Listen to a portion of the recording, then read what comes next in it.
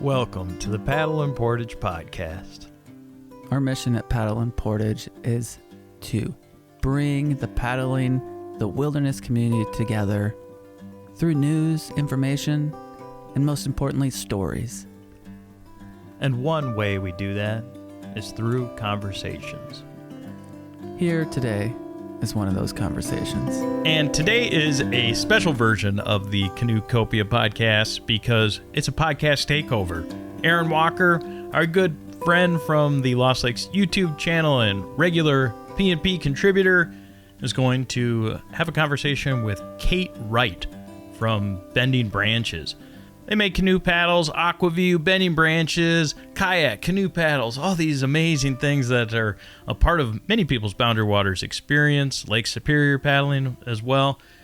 So Kate and Erin had a chance to talk, and we'll open it up with some stories from Erin and John's experiences using Bending Branches paddles.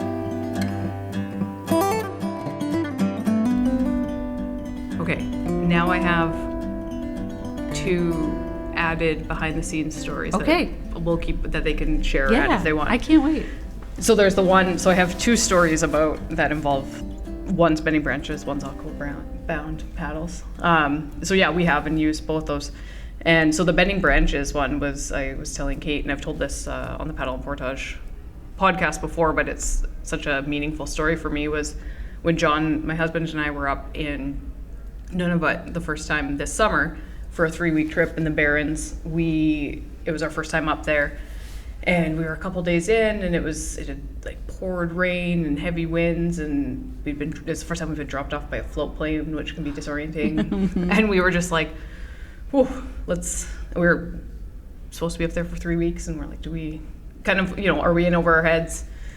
And on the third day, we turned the corner of the Narrows of this. It's a huge lake, and it's probably the only place on the lake that you would run, like if you'd run into someone, and there was this couple that came around the corner, and I would have been less surprised to see a musk ox at that point than to see other humans. Yeah. And so, but it was kind of, we're like, oh, cool. So we went, and it was this couple that it was their 40th year going up into the Barrens for a canoe trip. Their first one was for their honeymoon 40 years ago, and they were just lovely, and it really grounded us in our trip and our experience, and it very much felt like that night at camp we were like, was that us? Like both of us were like, did you? And we're like, yeah, that was like, it felt like us in the future. It was just this really cool experience. But one of the things, there were so many kind of things that were so similar, but one of them was they had Bending Branches paddles as well. So we looked over, they had the same paddles as us, the Bending Branches ones, and then they had the same pack boat and bug jackets and things. But just seeing that somehow felt like this link that created a bond where I was like, okay, we're okay. That is like totally the universe talking to you in a strange and amazing way. Yeah, and they'd been out there for 3 weeks already, and we're just having a great time and lovely and relaxed, and it just reassured us that we're like, okay, we're good. And it was great, and we had a great time from then on. And so that you guys were a part of that, and the whole trip we used our paddles. And then the Aqua-bound one, John uses that for his double blade when he's solo quite a bit. He switched. He does both, but he started using the double blade, experimenting with it because he's having some wrist pain from soloing. Yep. So it helps quite a bit. And the first time he went on Lake Nipigon, which was we went back later and did 3 weeks there, another really big trip favorite of ours. But the first time he went, he lost his Aqua-bound double blade. No. He just left it I think it was in the back overnight, and then it blew away. Oh, what a bummer. So the moral of that story is that somewhere on the shore of Lake Nipigon is a lovely Aqua-bound paddle. Ooh. And if anyone comes across it, enjoy. Sounds like a treasure hunt. Yeah, it is. Get out there. But yeah, no, we those are my two side note stories from all the times that we've used them. But I love that. Especially that older couple, like seeing yourselves in the future and kind of giving yourselves that idea of, we do want to be that in 40 years. And I will say, too, if you take care of your bending branches paddle, it could last you 40 years. Oh, I think, yeah, I've had mine for quite a while, and it's doing great. What's your paddle?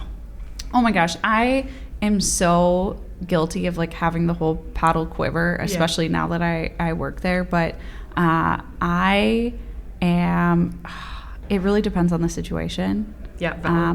But if it was just... If you had to choose? One, I really like a beefy bomber paddle. And Nice. so I love Expedition, Expedition Plus, especially because of the beautiful woodwork. Yeah. But, sometimes that grip is controversial between people, T-grip or regular. So, the Java is another great one. But I'm also like, just hand me a BB special too. Yeah. I'm happy. Yeah. We here at Cascade Vacation Rentals know that life has a tendency to be overwhelming at times. Busy schedules often leave many people feeling overwhelmed and disconnected. That's why we're here, to offer you the space and opportunity to reconnect to what's important. We have one of the largest selections of privately owned vacation rental homes and cabins on Minnesota's North Shore of Lake Superior. Have access to the BWCA practically at your doorstep. Visit us online at cascadevacationrentals.com and book your dream getaway today. Enjoy this episode of Paddle and Portage, brought to you by Women's Wilderness Discovery in Ely, Minnesota, gateway to the Boundary Waters. Experience canoe country in all seasons with our outfitted guided trips and workshops. Visit us online at womenswildernessdiscovery.com, Instagram, and Facebook. Discover your inner strength outdoors. Almost 50 years ago, a group of friends met at a diner and began to organize a movement. They formed a group dedicated to preserving the pristine waters and forests of northeastern Minnesota. Through grassroots organizing, they helped pass the Boundary Waters Canoe Area Wilderness Act, which protected the Boundary Waters for future generations. Today, that organization, Friends of the Boundary Waters, continues its work to protect, preserve, and restore this cherished wilderness. Whether it's through fighting toxic mining proposals at the edge of the Boundary Waters, or introducing the next generation to the wonders of the BWCA, our strength is in our members. It is in you. To learn more and find out how you can join this community today, please visit friends-bwca.org. I told Joe I wanted to come over and meet the Bending Branches team because I'm a huge fan. I use your paddles and love them and wanted to connect with you guys. And we met and then spontaneously pulled you into an interview. So thank you so much for being here. Tell us a little bit about yourself. What do you want us to know? What do you want people to know about you? Yeah, so I'm actually new to the Bending Branches team. I started with them just about 2 years ago, but I'm a lifelong Bending Branches paddle user. Nice. I grew up on the St. Croix River, right on the border of Minnesota, Wisconsin, just not too far from our Bending Branches factory in Osceola. My family had a canoe outfitting business on that river, and so I did grow up paddling and helping other people to go out and have fun, and kind of came up in the industry that way, and was lucky enough to be in a family that was very involved in the outdoors, and then went on to continue or maybe like renew my love of paddling in adulthood. And after playing the corporate game and doing some nonprofit work as well, I found my way to the marketing manager position at Bending Branches, and so I'm really lucky that now that's where I am. I get to do a lot of marketing and product development work. Awesome. That's so cool. And tell me, what was it like growing up in a family that owned a canoe outfitting business? Yes. So you would think that means we went on all these amazing canoe trips all the time and did all these fabulous things. But really, that business is about making sure other people have fun and sharing that love of paddling and for the water and our remarkable waterways. So a lot of it was that, and I was young when we had that business, so I have a lot of memories like riding in the back of the transport vans and shuttling people and watching all the older kids carry boats everywhere. But like totally a kid's kingdom, right, to grow up in. And so very lucky there. And we lived on a lake, and so I probably did more of my paddling out on the lake as a little kid and helped other people go out on the river. Oh, cool. That's so fun. And I've never thought about it, but it's interesting as a outfitter. You get the bookends of trips, eh? So you get to just have all these wonderful experiences of the excitement heading out, and the anticipation, and then the stories on the way back. What was that like? Or are there any that stand out for you? For sure. One group would come back every single year. And so like that was really fun to watch their family grow throughout the years, and watch the people that they brought with them on their trip throughout the years. Now, the type of outfitting we did was very heavily day trip based, so less so than, you know, like going to the Boundary Waters, doing a lot of multi-day. We still did that, but mostly day trips. So you would get the whole story arc in a single day for the most part.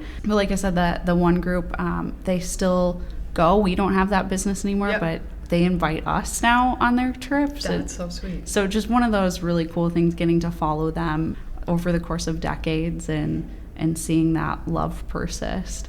And speaking of going out with families, Joe told me that you've brought your young one out. Well, so I just had her 7 months ago. Wow. So she's brand new. Yep. So she's been doing a lot of hiking, and we've got her skiing. But I did get Boundary Waters permits this year, so she'll get to do her first trip at 13 months old. That's amazing. But, you know, we'll practice before we go there, too. And my husband does quite a bit of paddling with me, but he's never done a multi-day Boundary Waters trip. So it'll be both her and his first time. Lovely. Yeah. Never too early or too late? No. And Bear Paulson, he was giving me a lot of tips. Obviously, he's put quite a few miles on with the little one. So, kids, he had quite a few good things to share with me. That's so cool. That's something that when people ask me about my experience and just, you know, love for the outdoors and where to start, and I'm so grateful to both my parents to have the courage and tenacity and patience and endurance to continue doing these trips when they had kids. And because they have early memories, they've, you know, always just brought us out, and I just feel so fortunate for it to have been able to be raised in that. And so that's so cool. I just admire. I'm not a parent, so when people bring their kids out, I just have so much admiration, and I love, it's really sharing that with the next generation. And but I can only imagine how much work. For sure. And it's one of those things that my husband and I, we try to say, like, we're gonna bring her everywhere, but we always set our expectations at 0. So if like we show up in minute 1, we have to turn around and head back. Like, it is what it is. At least we tried, and we're really lucky it's gone really well every time, so we haven't had to do that. But I think just being prepared to has changed the game. For sure. That's such good advice. Hey, Dan. Hey, Claire. Dan, I can't believe it's already the end of July. The paddling season is well underway, and things are going great here at Sawbill Canoe Outfitters. The water temps are perfect for swimming, the days are long and warm, and the bugs have been really mild this year. We've even been getting regular rain that's kept the fire danger really low. It's been so fun seeing all of the new faces here at Sawbill, and of course, those that return year after year. The Sawbill crew has been doing an amazing job helping folks have successful canoe trips and keeping that warm and inviting spirit alive. And people are still making reservations every day. There are still many opportunities for a canoe trip this season. Permits in the Sawbill area continue to become available as cancellations are made, and we've got no problem setting people up with canoes and outfitting.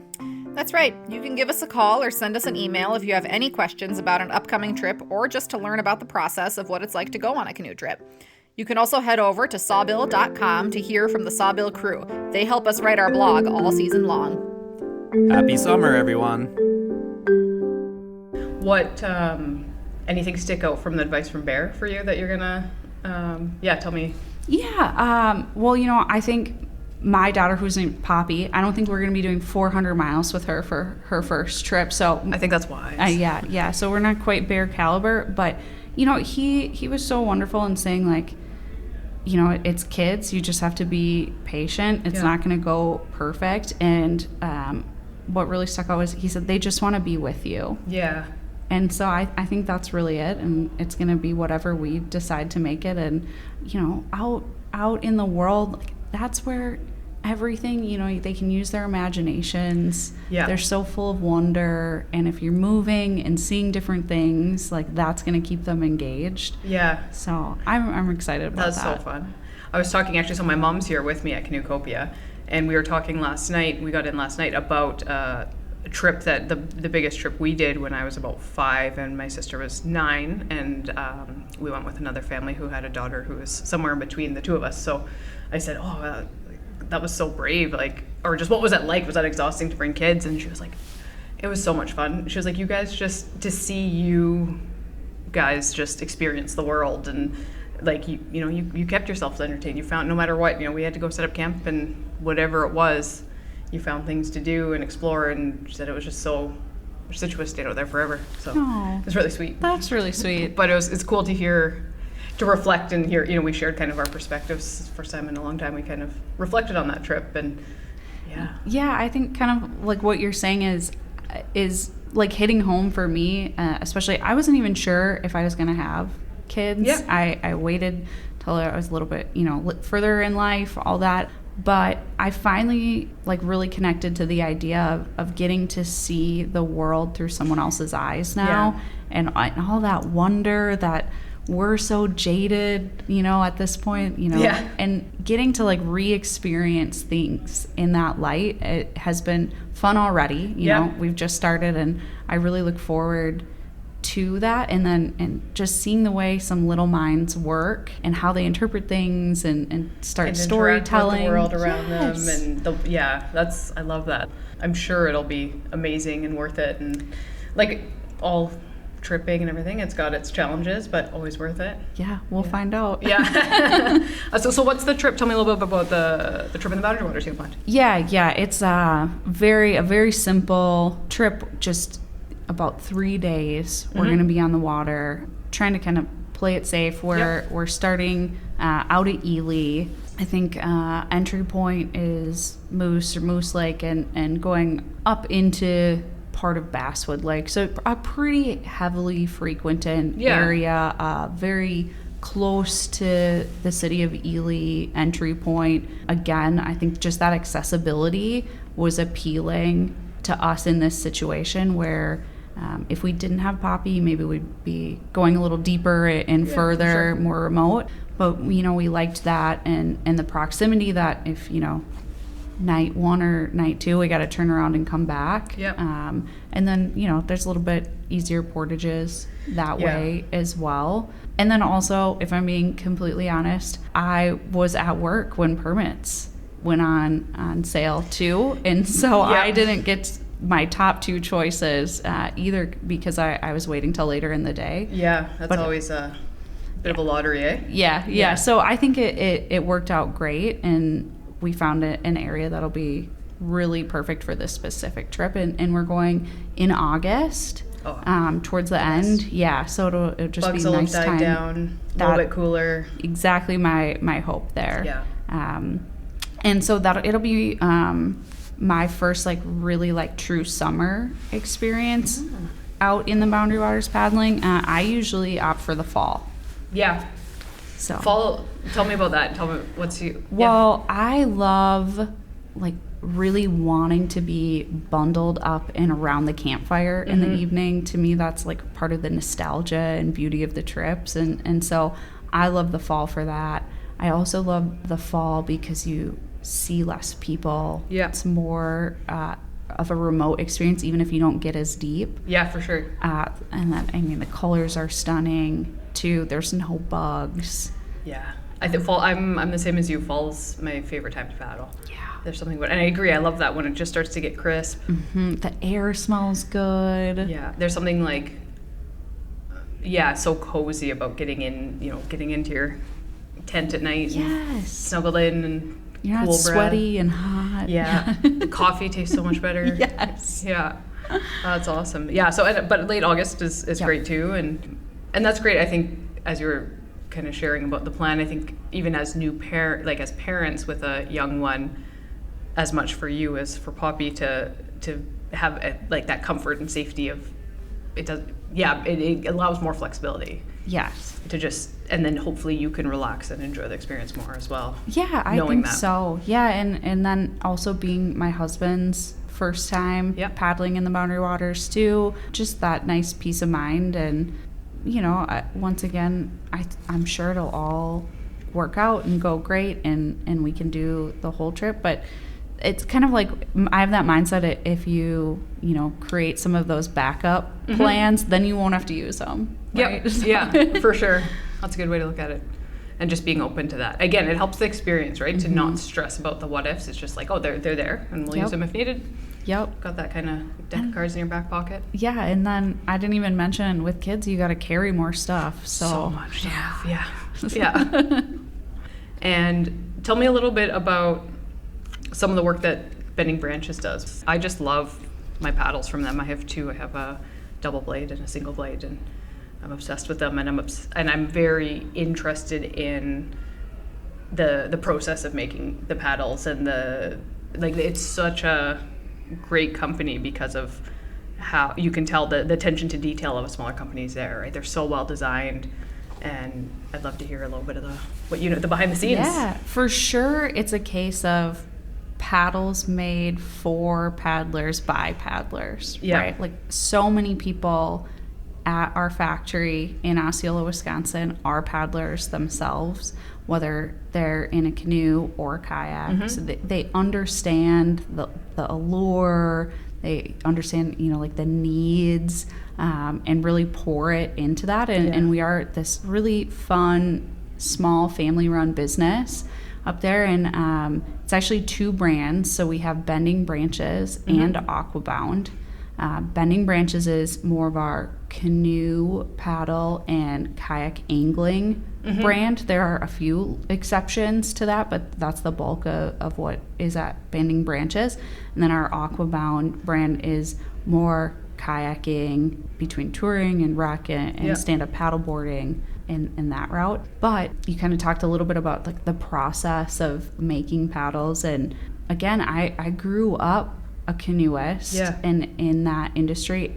And even when I started at Bending Branches, I just had no idea how much goes into a wood canoe paddle, for instance, and kayak paddles too, but really that wood canoe paddle, how many people are touching that paddle, all of the different steps it takes to get you there, how many days it takes to make that paddle. All the different levels of expertise and process. And that was so eye-opening and really helped me put together some of the intangibles that come with a paddle like that, and to see that love that goes into it too. And so that makes me really excited to get you into the factory to take a tour to see each step of that process as a paddle user. I think it will really even open your mind to these things you would not have known. And then to get to see some of our people there making those paddles. Will put you to work. We'll get you on the sander. Yeah, I want to so bad. I love that. Yeah, my dad's a builder. He's a carpenter, and I grew up alongside him doing all sorts.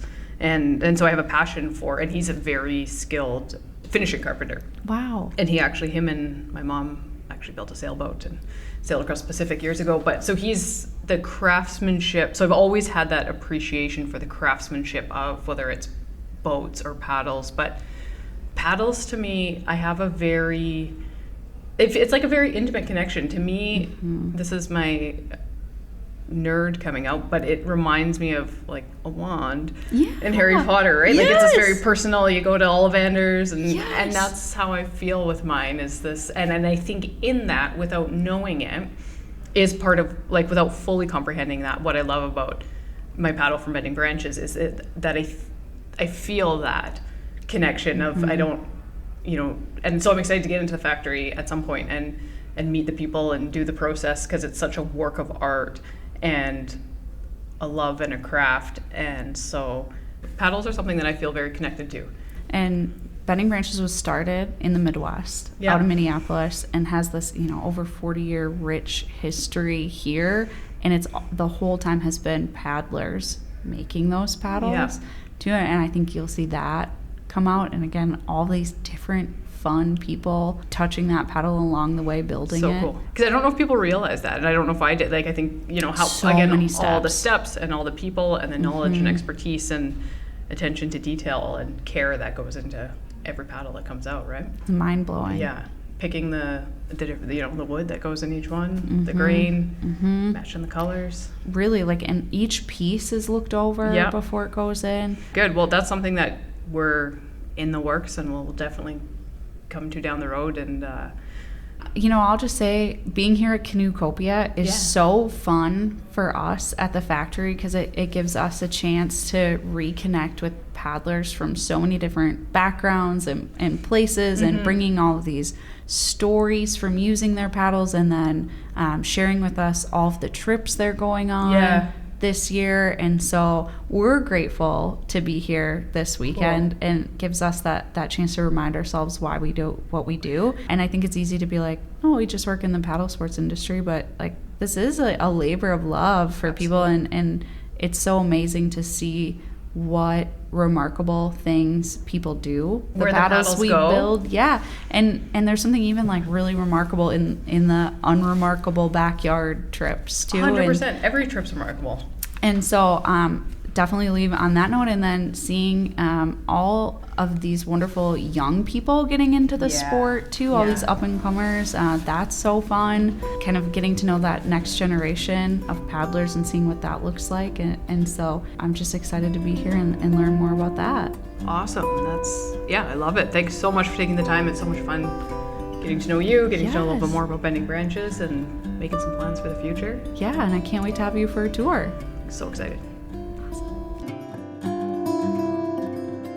Special thanks to Darren and the team from Rutabaga Paddle Sports in Madison, Wisconsin, as well as Canoecopia, where this interview that you just heard today on the podcast was recorded at the Expo in Madison in 2025, although we're already looking forward to next year's event, Canoecopia 2026.